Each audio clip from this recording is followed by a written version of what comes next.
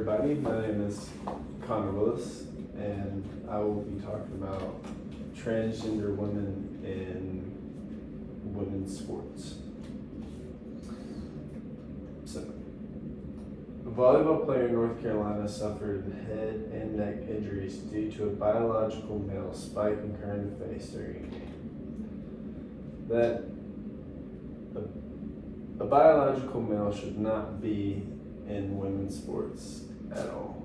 In how I feel, they should not be in women's sports at all. That's just as a male is stronger than a female. That's just biological.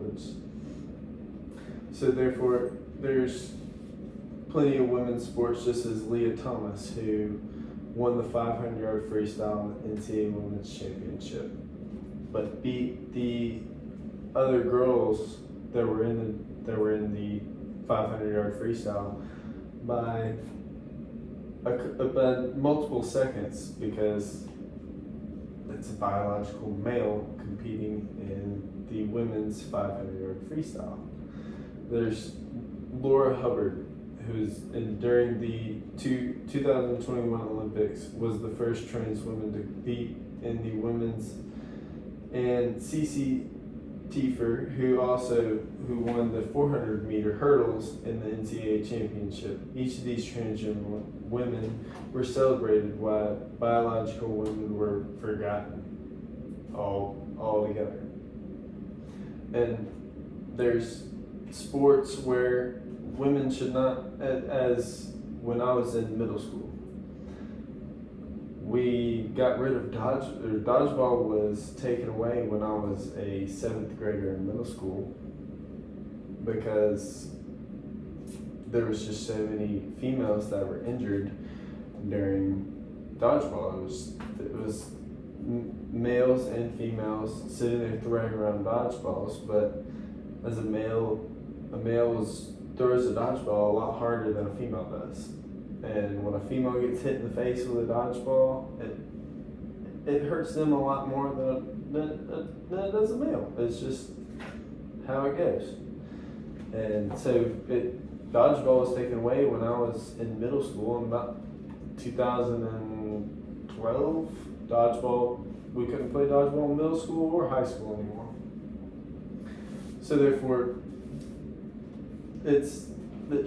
males should not be in female sports. It's biological males, even under 18 in track and field, could run faster in the 400 meter than 2 U.S. Olympic women gold medalists.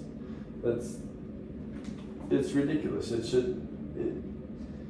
Research also shows that allowing these policies would harm every female in sports. There's no point that men should be in female sports. Not just track and field. Eventually, women's sports would not exist. In basically all trans women's sports, allowing men to compete against women is dangerous. Many women have suffered serious injuries because of it. In a press release from Congressman Earth Hoochman, she explains a few of these cases.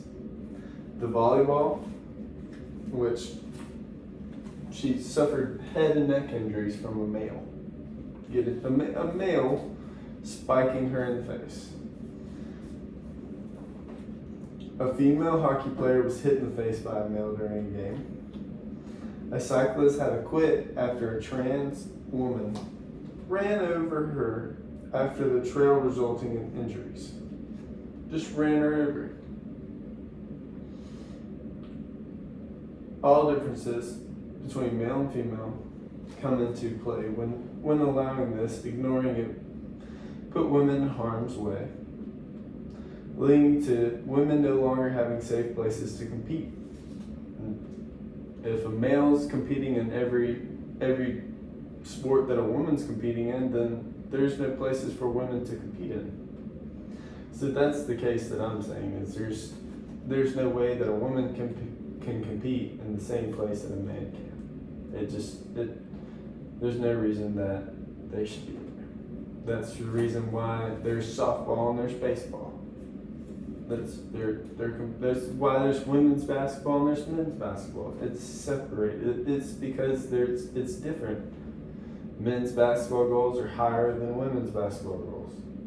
It's just how it is. It's because it's just biological, and I think that's how it should be.